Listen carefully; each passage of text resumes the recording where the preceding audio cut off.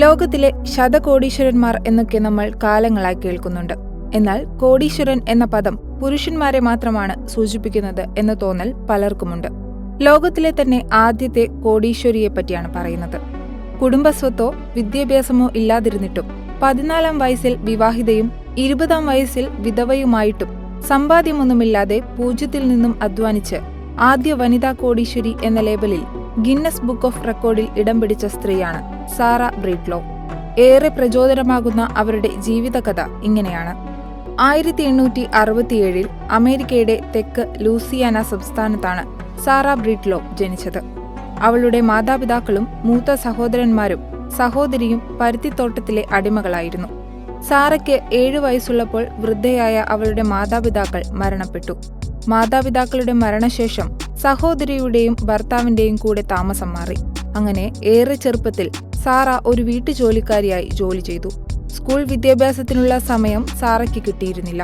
തനിക്ക് 3 മാസത്തെ ഔപചാരിക വിദ്യാഭ്യാസം മാത്രമേ ഉള്ളൂവെന്ന് സാറ ഒരിക്കൽ പറഞ്ഞിട്ടുണ്ട്. അങ്ങനെ 14-ാം വയസ്സിൽ സാറ മോസസ് മിക്കലിംസ് എന്നയാളെ വിവാഹം കഴിച്ചു. വിവാഹപ്രായം ആകാതിരുന്നിട്ടും എത്രയും വേഗം വിവാഹം കഴിക്കുന്നതിന് സാറയ്ക്ക് ഒരു കാരണവുമുണ്ടായിരുന്നു. സാറയുടെ സഹോദരി ഭർത്താവ് വളരെ അക്രമാസക്തനായിരുന്നു. അയാൾ അവളെ നിരന്തരം ഉപദ്രവിച്ചു. ആ കുടുംബത്തിൽ നിന്നും രക്ഷപ്പെടാനുള്ള ഏകമാർഗമായിരുന്നു വിവാഹം.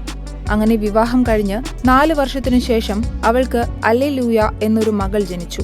എന്നാൽ 2 വർഷം കഴിഞ്ഞപ്പോൾ സാറയുടെ ഭർത്താവ് മരണപ്പെട്ടു. അങ്ങനെ 20-ാം വയസ്സിൽ സാറ അമ്മയും വിധവയുമായി. 1888 സാറ സെന്റ് ലൂയിസിലേക്ക് താമസം മാറി. അവളുടെ സഹോദരന്മാർ അവിടെ ബാർബർമാരായി ജോലി ചെയ്യുന്നുണ്ടായിരുന്നു. മകളുടെ പബ്ലിക് സ്കൂളിലെ പഠന ചെലവുകൾക്കായി അവൾ അലക്കുശാലയിലും പാചകക്കാരിയുമായും ജോലി ചെയ്യാൻ തുടങ്ങി. അതിൽ നിന്നും ഒരു ദിവസം $1.50 അവൾ സമ്പാദിച്ചു. എല്ലാ അലക്കുതൊഴിലാളികളെയും പോലെ സാറയ്ക്കും ജോലിയിൽ ഉപയോഗിക്കുന്ന രാസവസ്തുക്കളുടെ പാർശ്വഫലങ്ങളാൽ അസുഖം ബാധിച്ചു. ത്വക്കുരോഗങ്ങളും മറ്റും ഏറെ ബുദ്ധിമുട്ടിച്ച സാറയുടെ മുടിയും കൊഴിഞ്ഞു തുടങ്ങിയിരുന്നു. സഹോദരന്മാർ ബാർബർമാരായതിനാൽ തന്നെ മുടി സംരക്ഷണത്തിനു വേണ്ട അടിസ്ഥാന കാര്യങ്ങൾ സാറ പഠിച്ചെടുത്തു. അങ്ങനെ 37 വയസ്സുള്ളപ്പോൾ സാറ മകളോടൊപ്പം ഡെൻവറിലേക്ക് മാറുകയും ആഫ്രിക്കൻ അമേരിക്കൻ സ്ത്രീകൾക്ക് വേണ്ടിയുള്ള സൗന്ദര്യവർദ്ധക വസ്തുക്കളെക്കുറിച്ച് ചിന്തിക്കാൻ തുടങ്ങുകയും ചെയ്തു. നിരവധി പരീക്ഷണങ്ങൾക്ക് ശേഷം അവൾ അതിൽ വിജയം കണ്ടെത്തി. അങ്ങനെ അവളുടെ ആദ്യ ബിസിനസ് സംരംഭത്തിന് തുടക്കം കുറിച്ചു. 1906 സാറ ചാൾസ് ജെ വാക്കറെ വിവാഹം കഴിച്ചു. പിന്നീട് അദ്ദേഹത്തിന്റെ കുടുംബപ്പേരിലാണ് സാറ അറിയപ്പെട്ടത്. ചാൾസ് അവളുടെ ബിസിനസ് പങ്കാളിയാവുകയും അവളുടെ ഉൽപ്പന്നങ്ങൾക്ക് പരസ്യം ചെയ്യുകയും ചെയ്തിരുന്നു.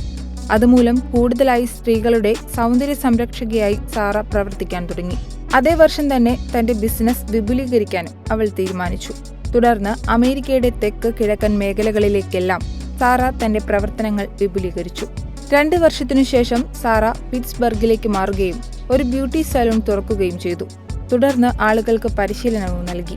1910 മാഡം സി.ജെ. വാക്കർ എന്ന കമ്പനിയും തുറന്നു. 1917 ആയപ്പോഴേക്കും സാറ ഏകദേശം 20,000 സ്ത്രീകൾക്ക് ജോലി നൽകുന്ന രീതിയിൽ തന്റെ ബിസിനസ് സാമ്രാജ്യം കെട്ടിപ്പടുത്തിയിരുന്നു. ആഫ്രിക്കൻ അമേരിക്കൻ സ്ത്രീകൾ സാമ്പത്തികമായി സ്വതന്ത്രരാകണമെന്ന് സാറ ആഗ്രഹിച്ചു.